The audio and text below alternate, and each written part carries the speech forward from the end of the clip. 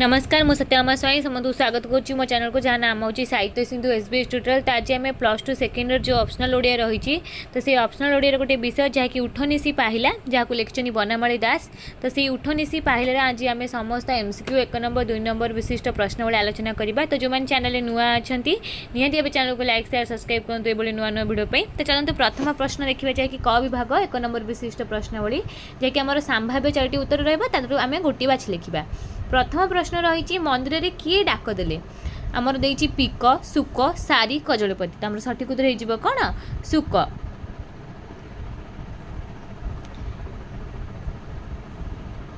Next रही 2 number कौन वृक्ष रे किए राबिला पिक बक डाहुक सुक जहाँकि आमर सठिक उत्तर हो कौन ना काक जहाँकि ऑप्शन रे आम नाही किंतु सठिक उत्तर हो आमर काक। नेक्स्ट देछि क्यों माने प्रखर भाव में डाक छाड़िले कुंभाटुआ खंजन बणी कुककुट। तो आम सठिक उत्तर हो कुककुट। नेक्स्ट देछि केउथिरे कृष्ण को श्रीमुख पखाली देवे बोली जस्ता कहिसंती क्षीर दधी बासनीर महू। सठिक उत्तर हो बासनीर। नेक्स्ट देछि नदी कूल को कौन नहीं कृष्ण आहार करिवे लवणी सर दधी अन्न आमर अधम अधाम। तो आमर सठिक उत्तर हो कौन दधी अन्न। नेक्स्ट देछि शीघ्र सज्जा त्याग न कले कौन उछुर हो बणु को जीवा खेलिबा को जीवा गोगोष्ठी नहीं जीवा जमुना को जीवा। सठिक उत्तर हो बणु को जीवा। नेक्स्ट देछि सिंहद्वार रे किए डाकुछंती गोपनारी जशोदा गोपसुत राधिका। सठिक उत्तर हो आमर कौन गोपसुत माने डाकुछंती। नेक्स्ट देछि दिनकर काहाकू कहती सूर्य चंद्र तारा ग्रहण। सठिक उत्तर हो आमर सूर्य को दिनकर बोली कह जाए।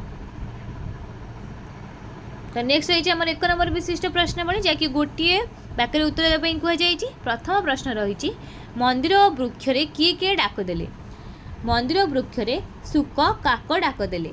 नेक्स्ट प्रखर राब काहार बोली दर्शा दिखाई प्रखर राब कुककुटर बोली दर्शा दिखाई। कृष्णकर मुख पखाड़ाकू जशोदा कौन रखिंट कृष्णकर मुख पखाड़ाकू जशोदा झरी रे बास नीर रखिंट। कदली सहित कौन गोली करी जशोदा कृष्ण को देव बोली कहते कदली सहित लवणी गोली करी जशोदा कृष्ण को देव बोली कहते।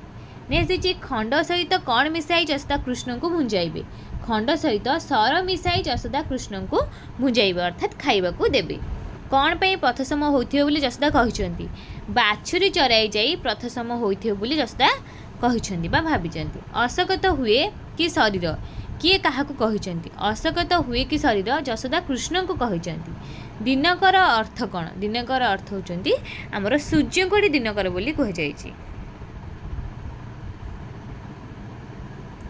नेक्स्ट आम 2 नंबर विशिष्ट प्रश्नावली देखा जहाँकि आमर 2टी वाक्य उत्तर लिखापी कह जायछि ता सहित लेखा और लेखक परिचय देवे। प्रथम प्रश्न रही कौन उठनिशी पाहिलार कवि किए तांको नाम लेख आमर लेखा उठनिशी पाहिला लेख होचनी बनमाली दास समस्त परिचय देवे। उठनिशी पाहिलार कवि होचंती किए आमर बनमाली दास। नेक्स्ट देछि निशी शेष रे क्यों क्यों पक्षी क्यों क्यों ठारे डाक देले लेखा लेखक परिचय देवे। मैं कहू नहीं निशी शेष रे मंदिर रे सुक वृक्ष रे काक डाक देले। नेक्स्ट देछि कृष्ण को श्रीमुख से किपरि पखाड़िबे बोली जशोदा कहते श्रीकृष्ण मुख से बास नीर रे पखाड़िबे अर्थात धोईदेवे बोली जशोदा कहते। कौन कौन खाद्य गोली कर जशोदा कृष्ण को खुआइबे बोली कहते कदली लवणी अधाम गोटिका पुली गोली करी जशोदा कृष्ण को खुआइबे बोली कहते। कृष्ण काहेकि आशंकित हो जाइछन्ती बोली जशोदा भाबुछन्ती कृष्ण बाछुरी चराई जाई आशंकित हो जाइछन्ती बोली जशोदा भाबुछन्ती।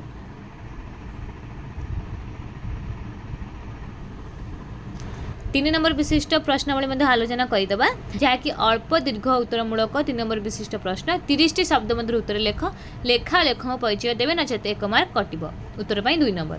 प्रथम प्रश्न है कृष्ण उठिले तांको मुख जशोदा किभଳି पखाड़ी दिए बोली कहते लेखा लेखिबे समस्ते उठनिशी पाहिला लेखक होउछन्ती हमर बनमाली दास।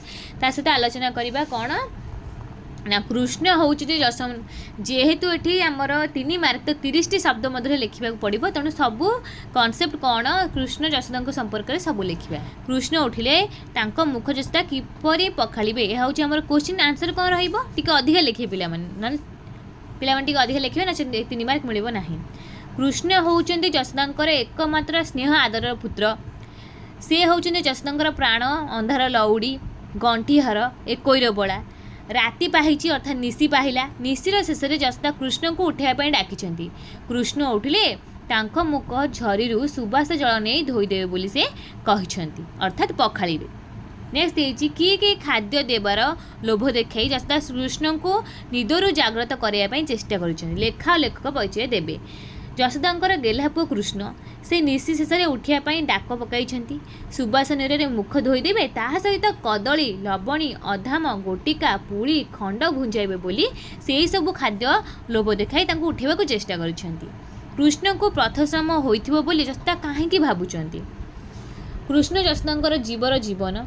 जशोदा बात्सल्य प्रेम कृष्ण को कौन दुख यातना अनुभव करने को देउना देवाक चाहिना। गोपाल बालक मान सहित बाछुरी चरवा नेबारे पथश्रम होइथिबो बोली जशोदा भाबिछंती।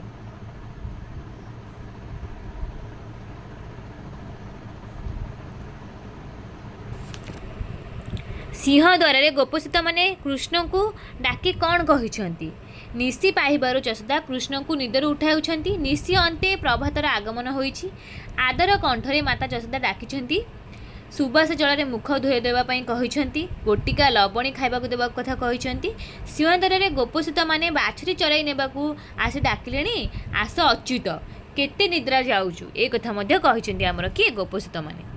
कवितार शेष में कवि बनमाली भक्ति भाव में कौन कहिछंती। यही कविताटी बात्सल्य और भक्ति भावर कविता। कृष्ण को प्रति जशोदांकर प्रकाश पाई बात्सल्य स्नेह और कवि बनमाली प्रकाश पाई भक्ति भाव। से कृष्णचंद्र चरण में शरण नहीं दास्य भाव प्रकाश कर। तो ये आम उठनिशी पाहिलार MCQ 1 नंबर 2 नंबर 3 नंबर विशिष्ट प्रश्नावली देखिले। तो आम नेक्स्ट वीडियो में 5 नंबर विशिष्ट प्रश्नावली आलोचना करवा। तो जो मैंने चैनल नुआ अच्छे निहाती चैनल को सब्सक्राइब कर रखुँ। आज रखुची नमस्कार।